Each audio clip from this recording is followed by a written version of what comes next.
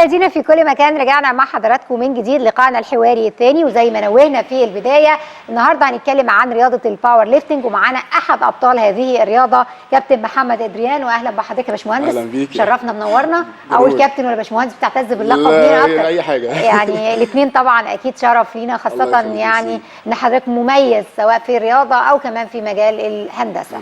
خلينا نبدا مع حضرتك بالرياضه الباور ليفتنج. قبل ما اتكلم عن انجاز حضرتك والبطوله اللي حققتها، ندي نبذه سريعه ومختصره كده للساده المشاهدين. احنا اتكلمنا قبل كده عنها كتير، لكن ممكن ما حدش تابعنا ولسه فاتح دلوقتي يعرف ايه هي رياضه الباور ليفتنج. رياضه الباور ليفتنج او القوه البدنيه هي عباره عن رياضه اساسا لتنميه القوه عامه، القوه الجسمانيه عامه. بتعتمد على 3 رفعات اساسيه: السكوات او اللي هي الرجلين او القرفصاء، البنش بريس او رفعه الصدر، الديد ليفت او بنسميها السحب.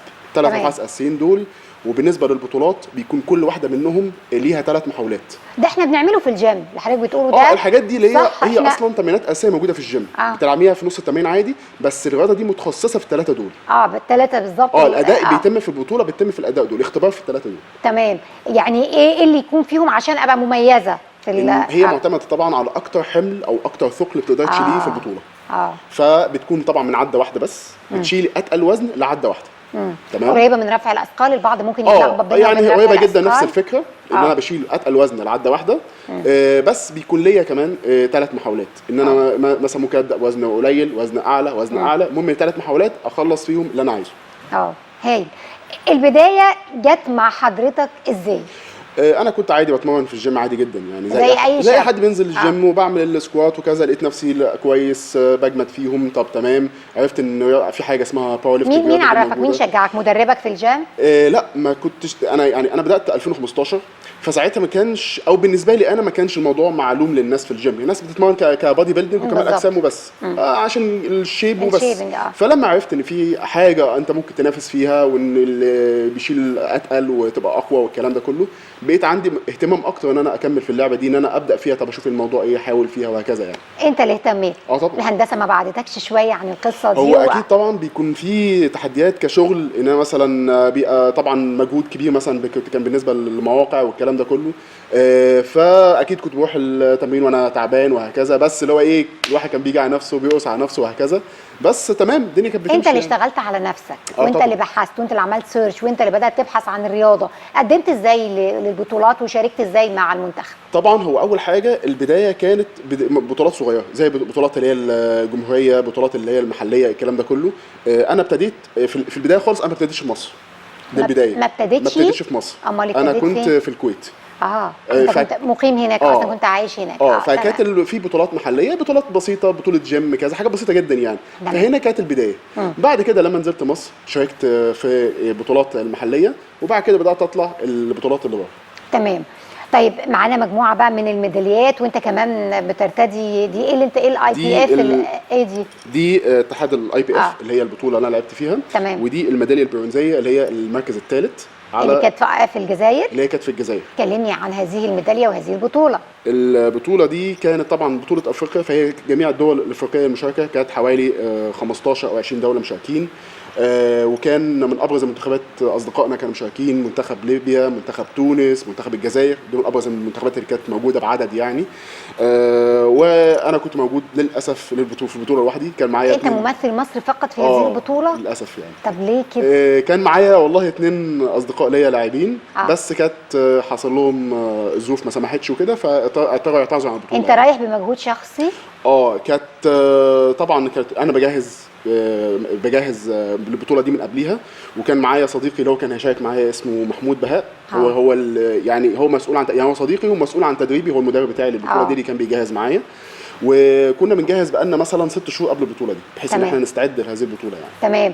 ورحت وشاركت. قول لي بقى، اوصف لي الكواليس البطوله. بصراحه اول حاجه المعامله كانت كويسه جدا، وكان التنظيم ممتاز، واهتمام باللعيبه، وحتى كل حاجه شبه متسهله.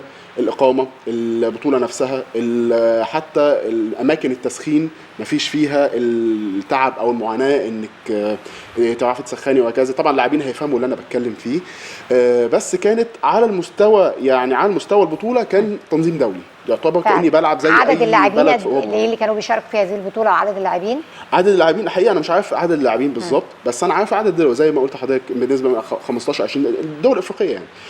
بس عدد اللاعبين يعني لا يقل عن مثلا 80 او حاجه كده. 80. مصر يعني لعب فقط واحد وحصلت على البرونزيه، ده احنا يعني هنعمل لك بقى يعني ايه تقدير كبير جدا ان انت وسط المنافسه الكبيره دي، كل واحد مصري فقط تستطيع تحصل على. في تحدي تاني كان كبير الصراحه، ان في لعبتنا بيكون كل فريق معاه حاجه، طبعا الكوتش طبعا معروف اللي هو المدرب التوجيهات وهكذا، وحاجه اسمها هاندلر. الهاندلر ده اللي هو زي ما بتقولي بيخلي بالك منه في البطوله، ان هو ادائك عامل ازاي، التسخين ماشي ازاي، عشان لو في حاجه نلحق اي اخطاء وهكذا.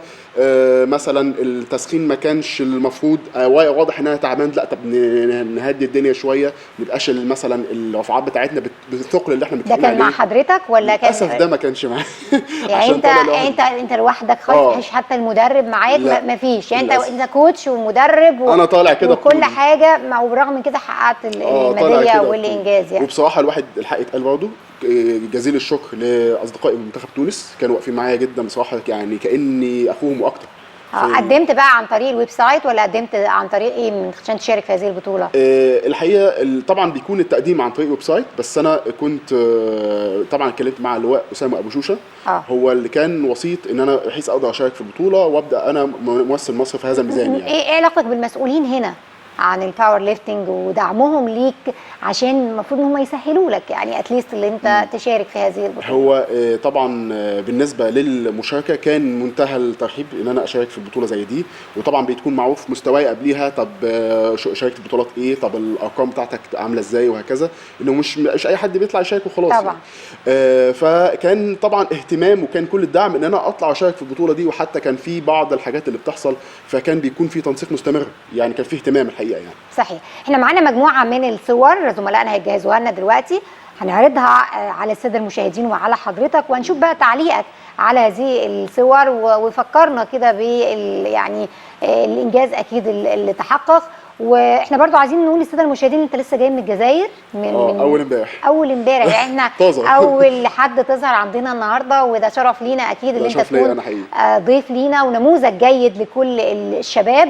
ولحد ما الصور تجهز اهي جهزت معانا، اتفضل برضو اتفضل. هنا بعد ما تم التتويج الاول والثاني والثالث، كان رئيس الاتحاد الجزائري كان بيلبسني زي الوشاح كده اللي هو بتاع البطوله الافريقيه، زي ذكرى يعني اللي هو اللي ماسكه في ايده ده، وكان مديني ساعتها الدرع اللي انا معروض هنا دلوقتي اللي هو بتاع مشاركتي في البطوله، وساعتها هنا تم التصوير. هنا ساعه لحظه تكريمي بالميداليه البرونزيه وانا واقف على التتويج في المركز الثالث.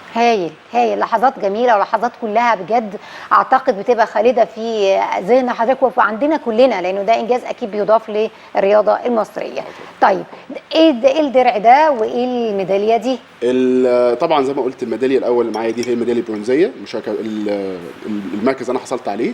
الدرع ده هو الدرع المشاركه، ان انا كممثل منتخب مصر ان انا شاركت في البطوله، وان حد يعني هو بيكون حاجه شرفيه سواء خدت مركز او ما خدتش مركز، ان انت جيت وشاركت ولعبت. تمام. هي دي الفكره منه يعني. تمام. ودي الميداليه دي مشاركه على المستوى الشخصي، ان انا برضو يعني حتى لو شخص ما خدش اي مركز او اي حاجه، ان انت مكافاه ليك ان انت جيت وشاركت ولعبت. هل بيكون في تصنيف عالمي؟ يعني مشاركاتكم في البطولات دي بتعلي التصنيف العالمي؟ طبعا. يعني حاليا مثلا انك لعبت اول حاجه فكره القوانين، لان طبعا اللعبه ليها قوانين.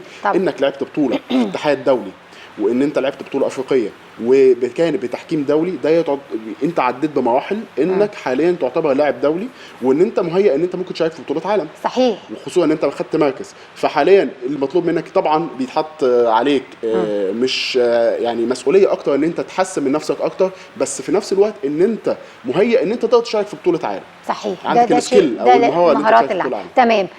مصر فين في الباور ليفتنج على المستوى الافريقي على المستوى العالمي؟ الحقيقه احنا عندنا ناس اقوياء جدا، وناس يعني فعلا ابطال اقوياء جدا، بس هي الفكره الدعم اللي احنا محتاجين. الناس دي يعني زي ما تقولي نقدر نبرز المهارات دي، نقدر نبرز الشباب والمهارات الشابه دي. ايه اللي ناقصكم؟ قول كده بالظبط، خليك اتكلم معانا بصراحه. وايه الطلبات؟ بالنسبه لو انا بتكلم على الاتحاد اللي انا بلعب فيه، ان احنا محتاجين مثلا الدعم المادي، تمام، يكون على الاقل السفر والاقامه على حساب الدوله. انت الرحله دي كانت على تكلفتك انت، على حسابك انت؟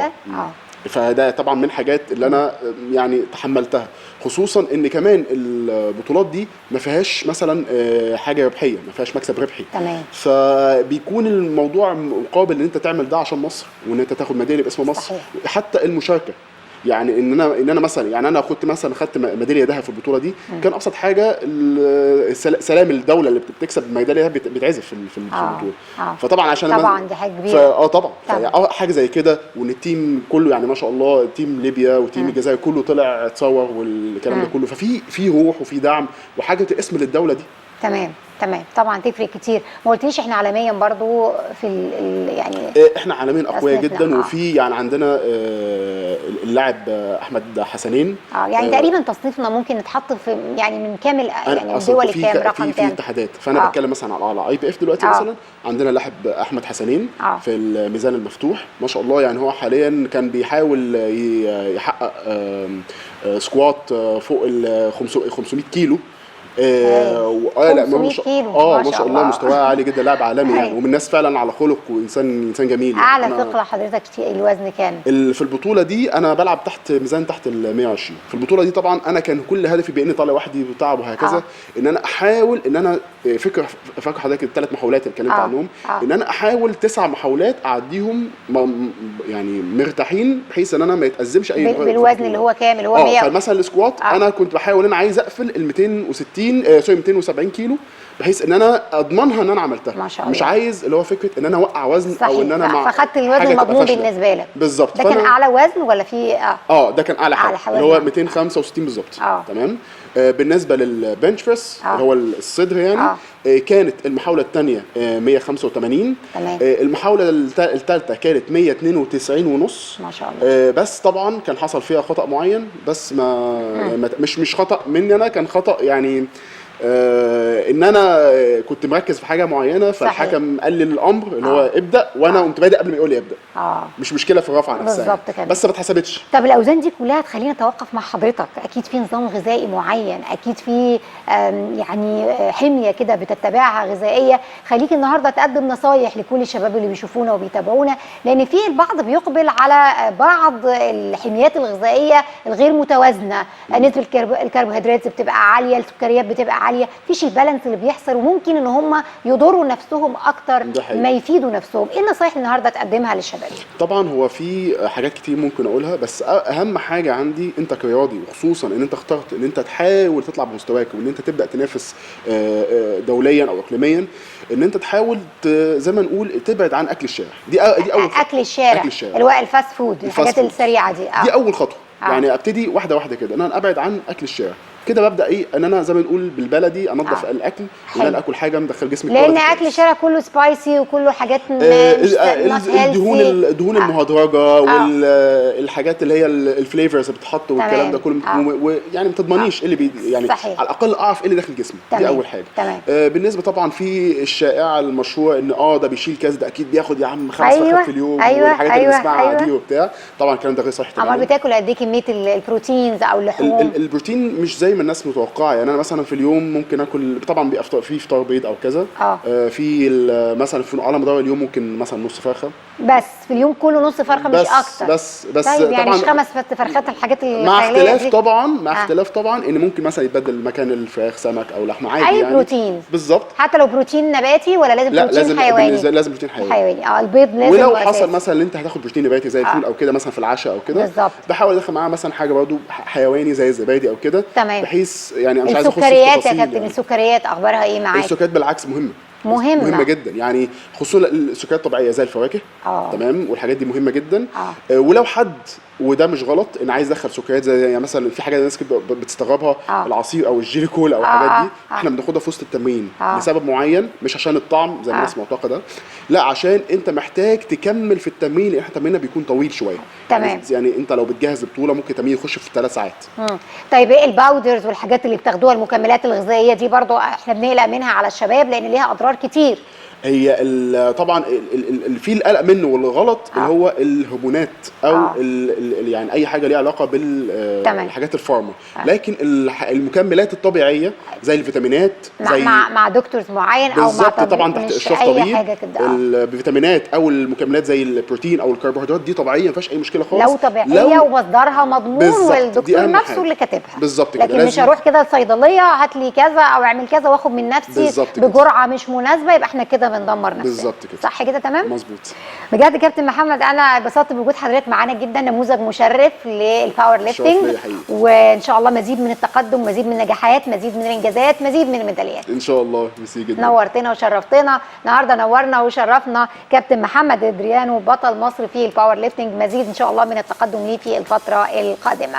بكده مشاهدينا الكرام نكون وصلنا مع حضراتكم لنهايه حلقتنا النهارده. كل التحيه والتقدير لفريق عمل هذه الحلقه. غدا انتظرونا فريق عمل جديد ومتابعات وموضوعات جديده ورياضه اونلاين.